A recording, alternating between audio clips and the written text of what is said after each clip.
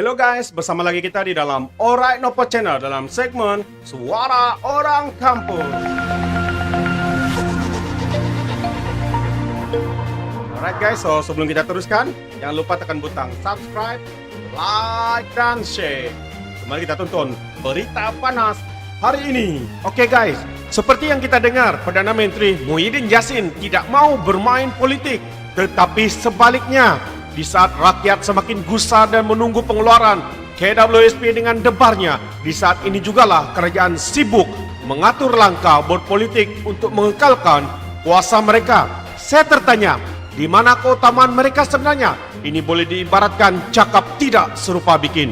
Mari kita ikuti berita selanjutnya.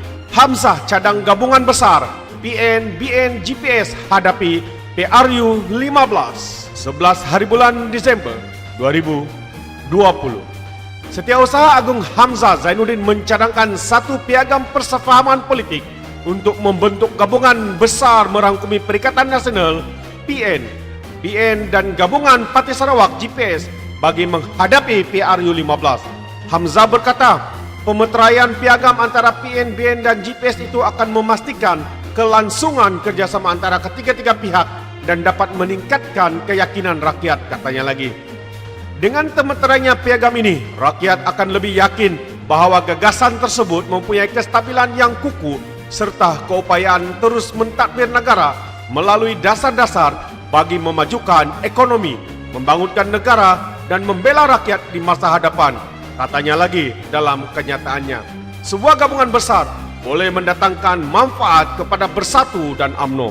Saudara dan saudari, sila berikan komen anda.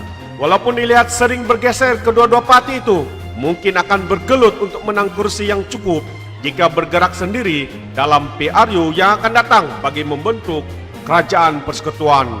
UMNO juga perlu terus mendapat sokongan PAS yang dilihat semakin cenderung ke arah Bersatu sebagai anggota PN. Ia dapat dilihat jelas dalam konflik di Perak minggu lalu apabila UMNO menyingkirkan timbalan Presiden Bersatu Ahmad Faisal Azumu daripada jawatan Menteri Besar. Selepas langkah itu, PAS mengumumkan parti itu tidak akan mengambil bahagian dalam pembentukan kerajaan baru, manakala Bersatu dilihat tidak puas hati dengan UMNO.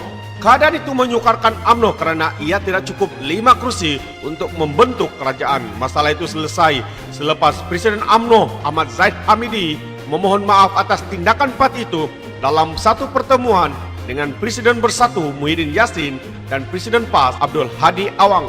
Menyentuh konflik di Perak, Hamzah berkata ketika PN diwujudkan pada Februari lalu, persetujuan dibuat agar jawatan Menteri Besar dan Ketua Menteri dibuat secara konsensus, bukan berdasarkan parti memiliki paling banyak kursi, katanya. Persetujuan dicapai agar Bersatu terus mentadbir Perak manakala Johor diberi kepada UMNO dan Kedah kepada PAS.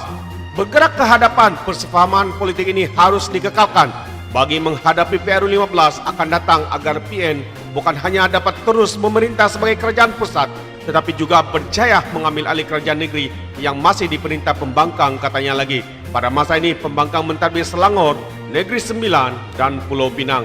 UMNO pernah beberapa kali menyatakan bahawa parti itu bukan anggota rasmi dalam PN dan kerjasama itu hanya untuk penggal ini. GPS juga berkata pihaknya hanya menjadi sekutu PN di peringkat pusat dan bukan anggota rasmi gabungan tersebut. Saudara dan saudari, seperti yang saya katakan, mereka adalah pemimpin yang cakap tidak serupa bikin. Fikirkan, dan sebelum saya mengundurkan diri, seperti biasa peribahasa mengatakan, tapapun kangkap, 2 tahun keinginan. Sekian, bye-bye.